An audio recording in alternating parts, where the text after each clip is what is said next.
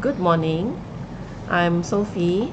I'm at Kachara Forest Retreat and in Bentong, Malaysia.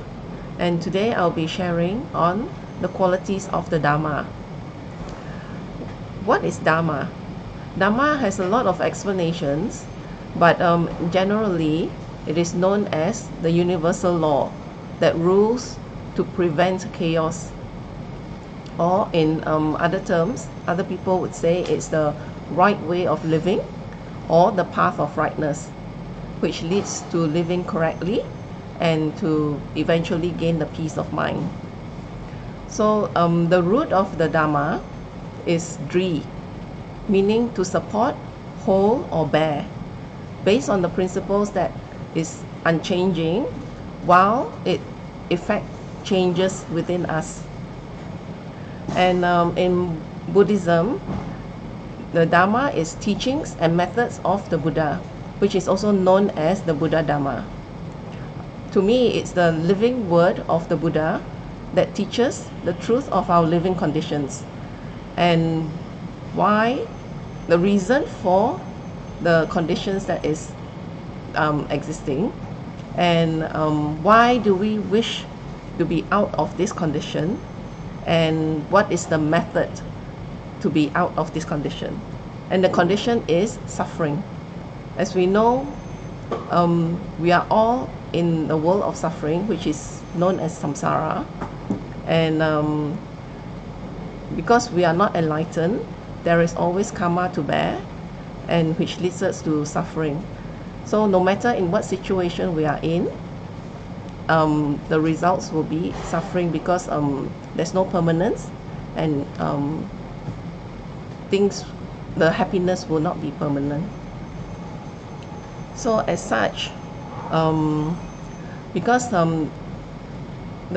I say that it's the living words of Buddha, it's because it's continually being taught through the compassions of our gurus and through the holy written works or written texts that has been left behind by all the attained gurus or masters, which we can learn from, and also from our daily sharing, and also in our actions, daily actions, our living actions.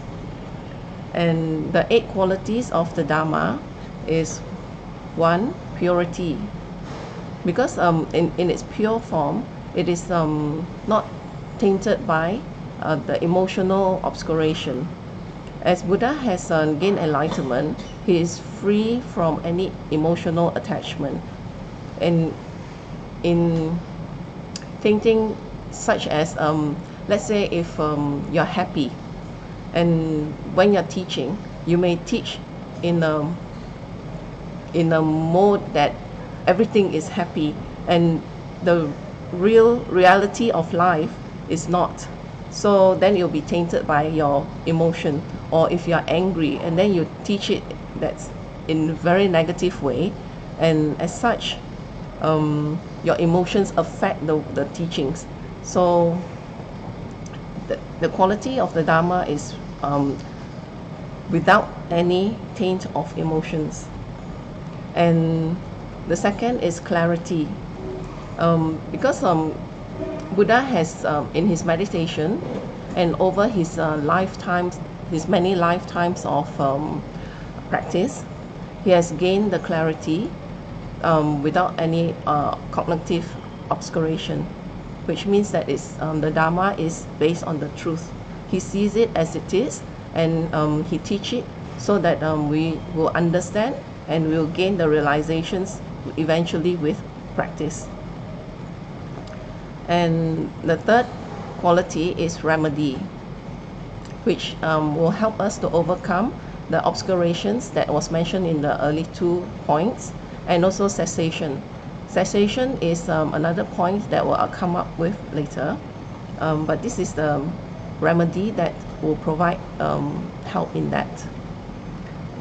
And the 4th point is inconceivable. It's beyond conception. So even because it's the Dharma itself is so vast, that even today, with all the philosophers, the scientists, and all the experts, they are trying to put a formula or some ways to grasping the concepts of Dharma, and there's still a lot of long ways to go. So in that sense, it is conceivable.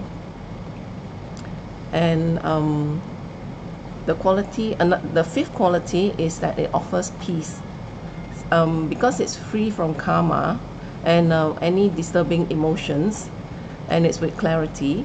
So it would offer peace, which is what Buddha has gained, and in the Dharma that he teaches, it will lead us to this state of peace.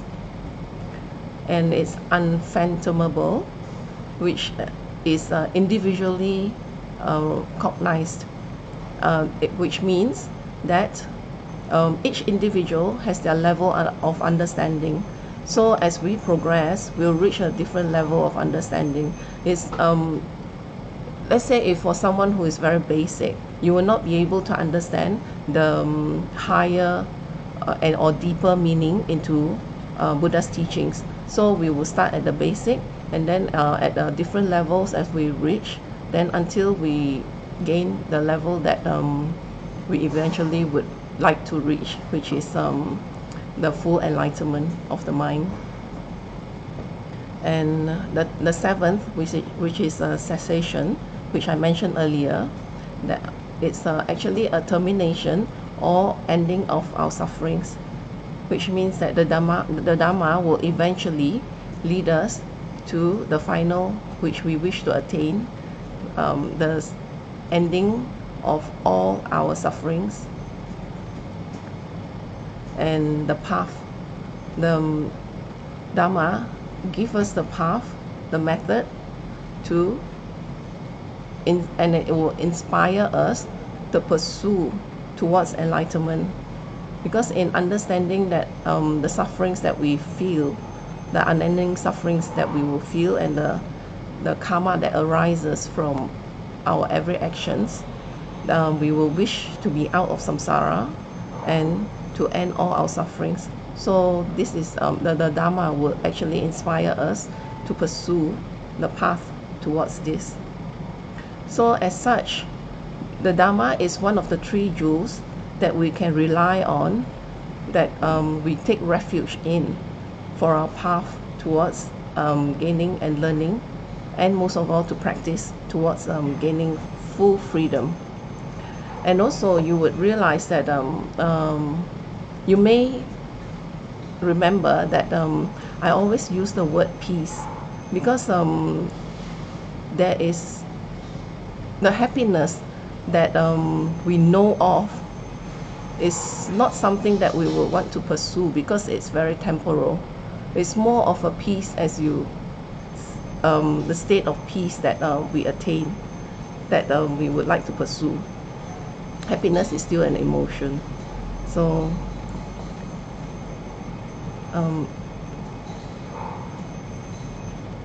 and so because Buddha is no longer here, so we should rely, if we possibly can, on our Guru, who holds the Dharma purely. And our Guru, when he teaches, he would always refer back to where he received his Dharma from, his Dharma teachings from, and it shows the purity of the lineage, which goes all the way back to the Buddha. So this is that way we can be assured of the quality and the purity of the Dharma that we receive. So thank you. That is the sharing on the qualities of the Dharma today, and I will take questions now.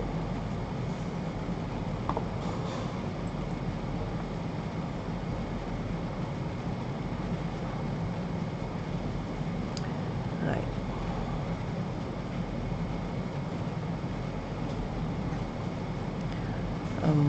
Okay, the question from Joy. Why is there nothing permanent? Can you prove your statement? perhaps give us a few real life examples, right? Nothing is permanent. As you can see that a baby grows up, and continue to grow, and until we become old and we die. So in a way, our life is not permanent. And let's say if you're happy, maybe you receive a gift, you're happy, but after a while you just forget about the gift and the happiness goes. And let's say if you get a promotion and you're happy that you receive a promotion with an increase of pay, but in time you feel that it's not enough, it's not satisfied. You're not satisfied, you wish to reach the next level, and that happiness is gone. Or if you're angry with someone, and for that moment you'll be very angry, but as time passes, then you realize, you reflect back, and then you may see how petty that the situation was, and your anger will be gone. Or maybe that person would have done something nice to you, for you, and that moment of anger is gone. So it's not permanent as well. So in that way, every day we are facing impermanence, if you can see it.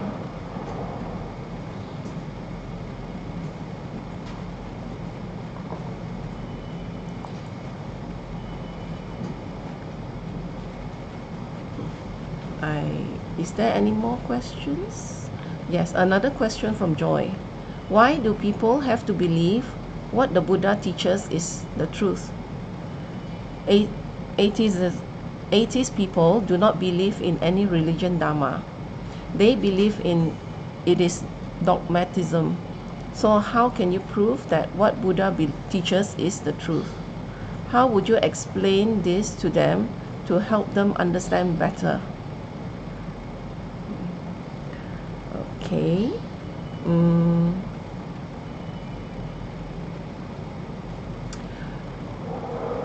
Okay, atheist people, they do not believe in religion, but what Buddha taught is applicable to our lives.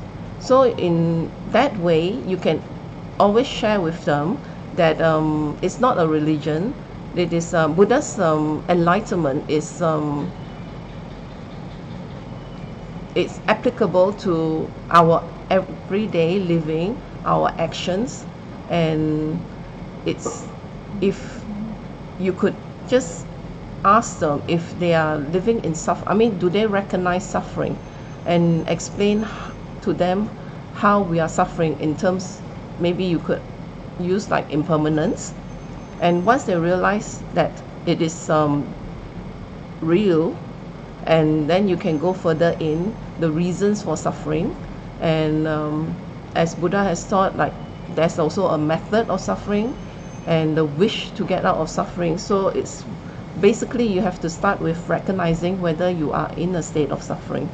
So for them to believe or not believe in a religion is not important. It is more to believe in whether you are in a state of suffering and you wish to be out of that state. And that is what Buddha has taught, which is a reality that we are living in daily.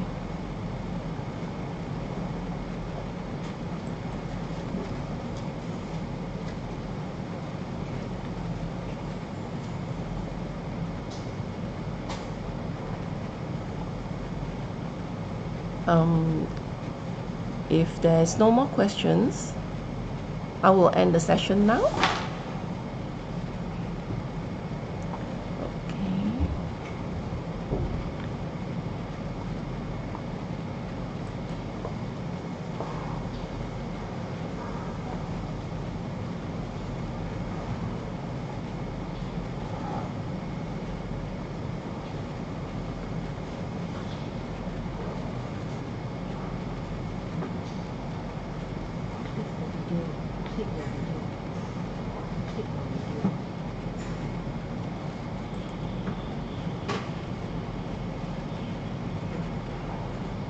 Right, I see more questions here.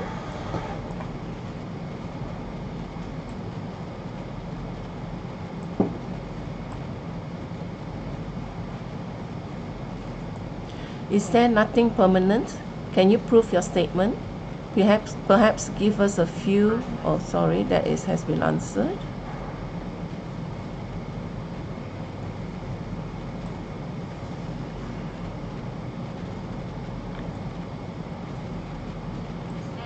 Okay, the question from Valentina. If someone is still at the basic level, using my term, without full understanding of the benefits of the Buddha's teachings, how to appeal to them to stay on the path of Buddhism? This is very simple, really, to me.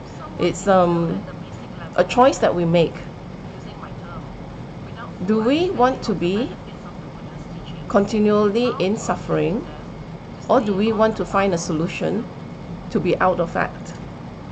So whether we are on the basic level or not, we need to understand the level of our sufferings. So that would be the most basic thing that we would teach or we would share with others, to make them realize the state that they are in. And in this, they may be inspired to towards pursuing the solution to be out of that state.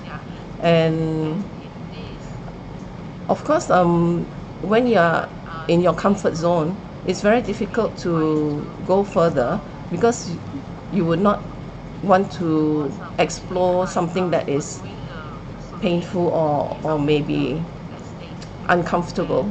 So we could always provide the support in helping them, encouraging them. So I would say this is how we can help them to continue on their path.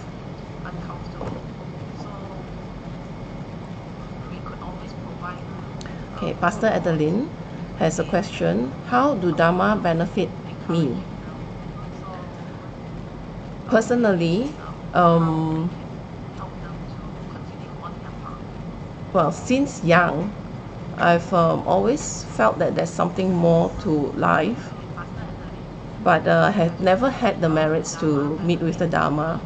Early on, I'm more into Christianity, and at a young age, I was sent overseas to study, and there is basically everybody is Christians being in UK.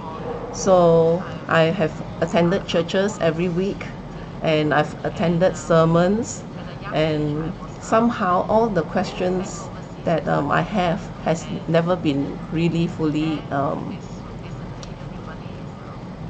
answered. And as such, once I've gone from that high school to further education and went and start work, I've never really connected from within the church itself, because although some of the sermons are very moving, it has not still has not really touched that inner self of me, until I've met with my guru, and somehow all his answers just seem so logical, and it really does fill me with the need to pursue more, to understand more, and to overcome the sufferings that I suffer from daily. So it is, for me, it's more of a mental state, because although I have everything in life, I have a comfortable life, and I have a family that on my level is quite good, and I I have good career, and but somehow it was still empty. So my guru has given me the answers that is actually in the Dharma that we should pursue, and to gain the full answer to our the emptiness that I do feel sometimes. So that is my own personal journey, and I'm still pursuing it now. So thank you.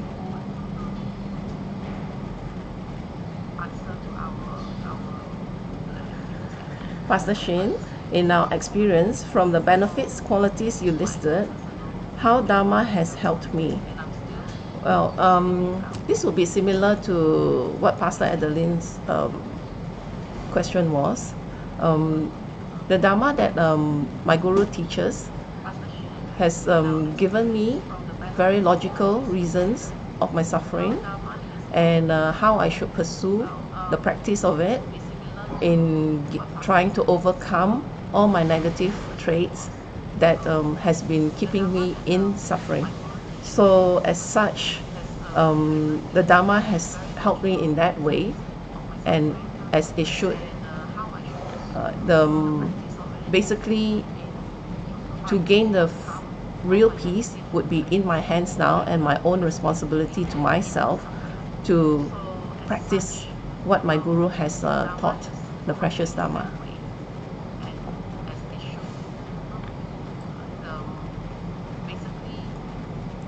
Okay, Yi Yin Teo has said, people think Dharma and our life are two different things. We can learn Dharma when we are free. How do we make them understand Dharma is part of our life? As I mentioned before, the Dharma is a living words of the Buddha, and it's also the living actions that we live daily from when we wake up to when we sleep. And in every actions that we do, let's say because we are not exclusive, we are always interacting with people, and we need to rely and depend on other people as well in our lives. And so in that way, we need to practice the Dharma as in controlling our own negative traits. Let's say if you wake up and you're feeling happy, and then maybe the whole day will go through smoothly, and suddenly something just comes up to anger you. Someone did something wrong and it brings the anger out of you. So if you're not practicing Dharma, you will indulge in this anger and create a situation that may create a lot of unhappiness around you. So this is the living actions that you have to put into practice from the Dharma that you learn. And a lot of daily actions that we do, let's say if somebody fell down and you practice the kindness and to help them up, or maybe help them if it's serious, maybe take them to the doctor. And this is also an action that the Dharma teaches, which is kindness. And there's a lot of things that is applicable, so you just need to bring up the situations that the person who does not believe or thinks that it's different, and give them the example that they understand.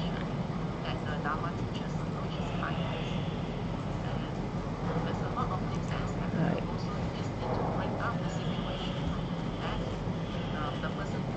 Okay. I don't see any more questions.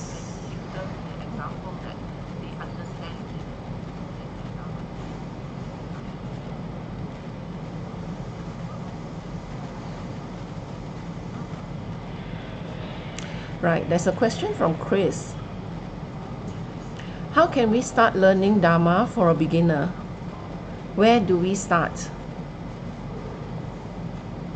Well, it really depends on the practitioner or the beginner, the person is himself or herself, and how easily they are able to access to the Dharma.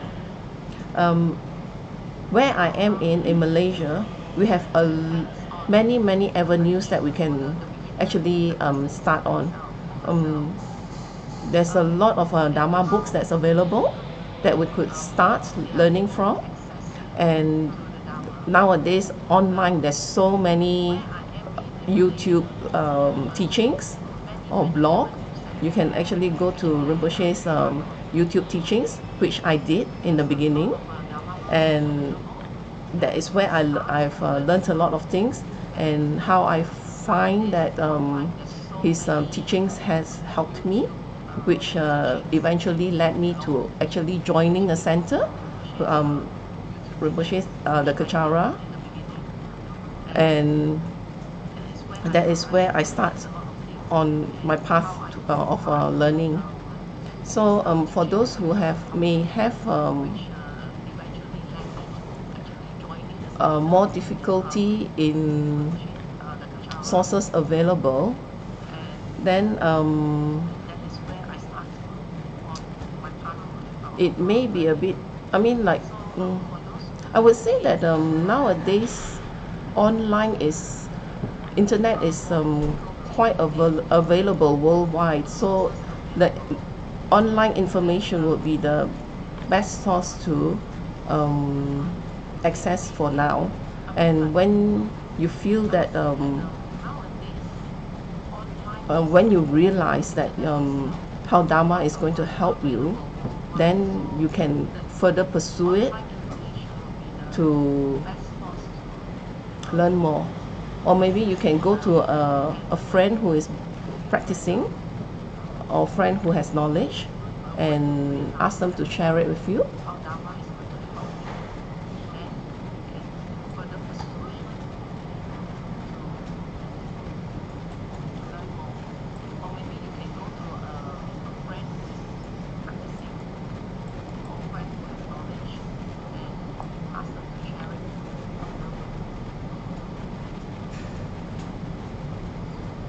Okay, I think that is the questions for the day. And so I will thank you for joining me. And now we'll do a completion dedication to seal the merits of what I've shared today. And for your listening, you have also received some merits in being able to be here listening to my sharing. And I'll do it in Tibetan. Jang Juk Sen Jo Rinpoche, Ma Ge Pa Nam Ge Shi, Ge Pa Nam Pa Me Pa Yang, Gon Ne Gon Du Pe Wa Shu, Toni To Wan Rinpoche, Ma Ge Pa Nam Ge Shi, Ge Pa Nam Pa Me Pa Yang, Gon Ne Gon Du Pe Wa Shu, Da Su Ji Ni Sa Pa Ge Wa Di, Tan Tan Ro Wa Gun Nang Tam Pa Dang, Je Pa Je Su No San Tra Pai, Ping Im Po Rin Tu Sa Se Shu, Ge Wa Kun Tu Yan Da La Ma Dan, Tra Me Jo Ki Pa La No Jo Di, Sa Tam Bang Yin Yo Te Ra Zo Ne, Do Je Chang Yin Nga Pa Nga Tu So, Ge Wa Di Yo Do Da, La Ma Sang Yo Dro Yo Ne, Dro Wa Chi Kya Ma Lu Pa, De Sa La Gu Pa Shu, Jo Ki Kya Po Song Ka Pa, Jo Su Nam Pa Pe Wa La, Ge Ki Sa Ma Si Wa Dang, Tung Ki Ma Lu Sang Wa Shu, Da Dam Song Yi Do Sun Dan, Dre Wa Song Yi La Te Ne, Ge Wa Lo San Tra Pai, Tam Pa Yo Re Va, Gyu Shi, Ni Mo Dele Sen Dele, Ni Me Gu Nyan Dele Shi, Ni Sin Ta To Dele Pa, Kon Jo Song Yi Jing Gi Lo, Kon Jo Song Yi Ngo Tu So, Kon Jo Song Yi Tra Si Shu, Je Su Nam Ma Ku Sen Lap Ting Chin, Nam Ka Tri Ni Jo Ju Ge Pa Da, Lo Sam Ten Pe Dro Mi Sab Song Yi, Dro E Mun Sa Ta To Ni, Gyu Shi, Ga We Ra We Ko We Shin Kam Den, Ben Dan De Wa Ma Lu Lu Ni, Chen Ren Zik Wan Ten Zing Ge So Yi, Sha Pe Shi De Pa Du Den, Gyu Shi. Hôm Tông Bê Ngô Trò Ma Lu Pa, Den Den Da La Sao Du So, Ko Dan Den Pa Long Chot Nam, Ke Pa Su Shik Shuk Den Sao. Thank you.